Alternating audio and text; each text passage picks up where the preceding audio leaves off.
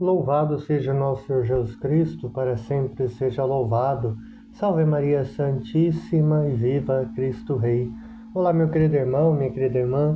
Quero saudar você aqui hoje para nesta terça-feira da segunda semana da Páscoa.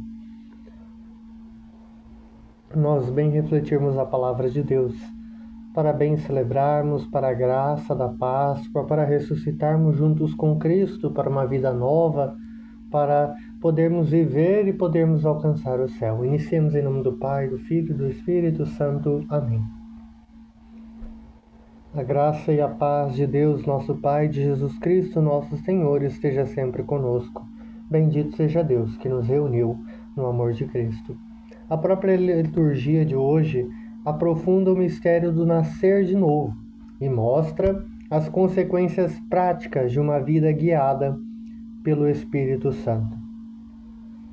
O Evangelho de hoje, segundo São João, capítulo 3, versículos 7 ao 15, onde Jesus continua seu então diálogo com Nicodemos.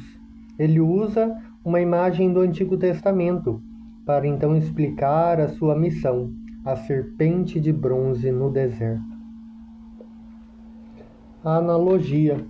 Assim como Moisés levantou a serpente para que todos os que olhassem para ela fossem curados, Jesus será levantado, entre aspas, na cruz, né? Então, temos lá a imagem da serpente que é levada para a cura, mas também temos agora o próprio Cristo que é entregue e levado na cruz para a nossa salvação. O olhar da fé. A salvação então não vem de um esforço intelectual, como Nicodemos tentava fazer, mas de uma confiança para o Cristo crucificado e ressuscitado. Um olhar de confiança para o Cristo crucificado e ressuscitado. Jesus vai então repreender suavemente a dificuldade humana de entender o espiritual, de entender a sabedoria de Deus. Ele nos convida a crer no seu testemunho, pois ele é aquele que desceu do céu e conhece a realidade divina. Muito bonito, não? Reina, ó Senhor, revesti-se de esplendor. Um só coração e uma só alma. A primeira leitura no segundo Atos dos Apóstolos, capítulo 4, versículo 32 a 37, propriamente dito, enquanto o evangelho que falávamos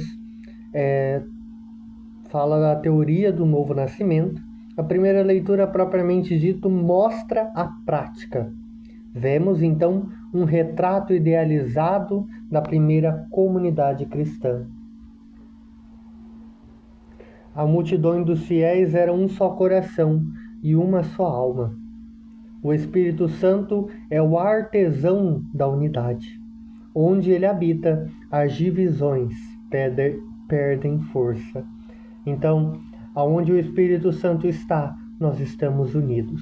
Nós, uma igreja que professa a mesma fé, presente no mundo inteiro, em comunhão com o Papa Leão, com os bispos, padres, diáconos e assim por diante. Ninguém então considera seu o que possui. O novo nascimento então gera uma nova relação com o dinheiro e com os bens. A caridade não era apenas uma esmola, mas uma partilha que garantia que não havia entre eles necessitado algum. O testemunho de Barnabé. O texto destaca a figura de José, apelidado de Barnabé, filho da consolação. Se eu não me engano, a gente fez o trido de Barnabé, não foi? Não foi esse o trido que a gente fez? Foi, né? Eu agora não lembro, né? Filho da consolação. Perdão, parar no meio da reflexão para eu olhar uma coisa dessa, mas se eu não me engano, das novenas,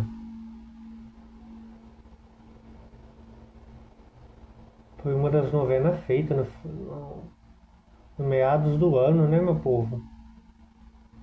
Novena Nossa Aparecida, São Miguel Arcanjo, São Gabriel, Santo Inácio de Loyola, Bem-aventurado Inácio de Azevedo, Santa Ana e São Joaquim, São Tiago Maior, Santa Maria Madalena,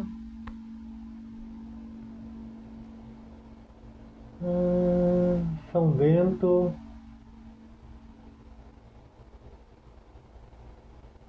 Natividade, Solenidade do Sagrado Coração de Jesus. Nossa, mas cadê? Aqui, ó, São Barnabé Apóstolo, sim. Dia 11 de junho de 2025. Você pode voltar lá para a gente falar um pouco mais sobre ele lá.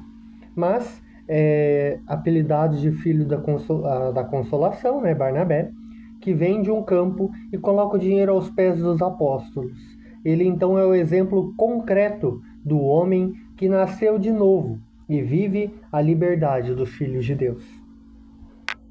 Então, como mensagem central para nosso dia, primeiramente, o vento do Espírito Santo mencionado ontem produz hoje resultados visíveis: unidade e generosidade. A unidade na diferença. O primeiro ponto. Ser um só coração não significa pensar igual em tudo, mas ter o mesmo objetivo, o amor a Cristo e ao próximo. Então, a pergunta que nos é dada: como podemos promover a unidade no nosso trabalho, na nossa família ou na nossa comunidade? Como? Né? Amando mais o próximo? Se colocando mais no lugar do outro? O que eu retenho? O desapego dos primeiros cristãos nos questiona: o que eu guardo com tanto ciúme que me impede de ser livre? Às vezes não é dinheiro, mas um ponto de vista, um rancor ou privilégio. Às vezes é algo que nos prende um passado, algo que nos prende longe de Deus.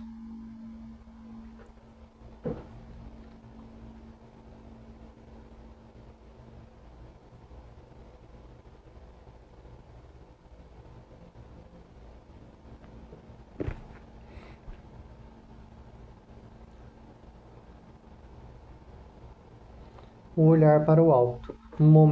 Nos momentos de dificuldades hoje, lembre-se da serpente de bronze. Olhe para a cruz de Cristo, sabendo que dali jorra a cura para as suas aflições. Quer saber do seu valor? Olha para a cruz. Tu vales um Deus crucificado. Nos lembra Santo Agostinho. Então rezemos assim: Senhor, que a tua ressurreição não seja apenas um fato do passado, mas uma força que transforme a minha.